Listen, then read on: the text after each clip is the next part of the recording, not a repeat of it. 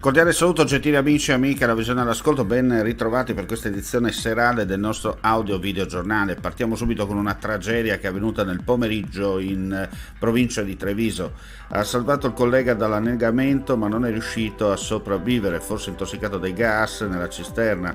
Si tratta di Marco Bettolini, l'enologo della cantina Ca di Raio di San Polo di Piave, morto oggi. Secondo una ricostruzione successiva a quella effettuata in un primo momento, i carabinieri hanno accertato che Bettolini ha compiuto un'azione eroica salvando il collega di 31 anni che in seguito è stato ricoverato d'urgenza all'ospedale di Treviso, ma purtroppo l'eroe è deceduto sul colpo. L'incidente è avvenuto intorno alle 14:10. La richiesta di soccorso è giunta dal 118 per recuperare i due operai colti da malore durante la pulizia di un silos.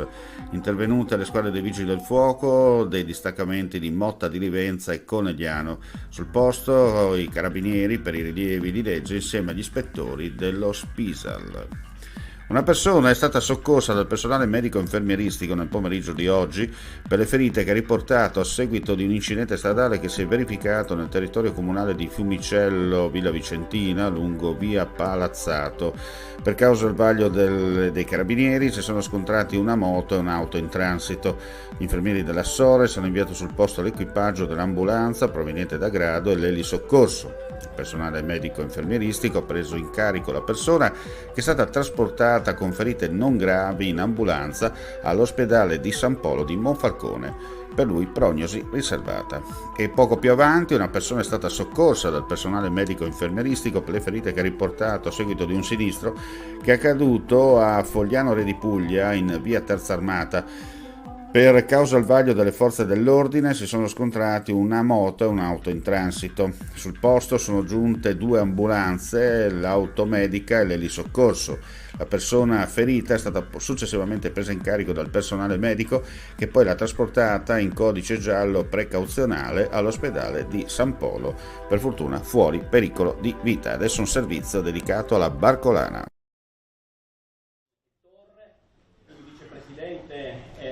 Della giunta regionale, assessore regionale alla cultura e allo sport Mario Anzil. La Barcolana, la più grande regata al mondo, quindi è un appuntamento imperdibile per gli appassionati di vela, ma è un appuntamento che appassiona anche chi non segue la vela, perché in quei giorni trova a Trieste un'infinità di proposte, una grande festa dove anche un po' onomatopeicamente l'aggettivo poi divenuto nome Barcolana sembra disegnare una serie di linee zigzaganti, ondivaghe, con cui colora di bianco e di altri colori l'azzurro del nostro mare. È una grande festa, ma è anche una grande vetrina per la nostra regione. Noi ne siamo consapevoli e siamo orgogliosi di poterla ospitare e riconoscenti nei confronti di tutti questi organizzatori. C'è una rete di circoli velici che rappresentano davvero l'eccellenza sportiva per la regione Friuli Venezia Giulia. La Barcolana è sport, ma è anche poesia, è la cultura di una città, Trieste, che è strettamente legata con il mare,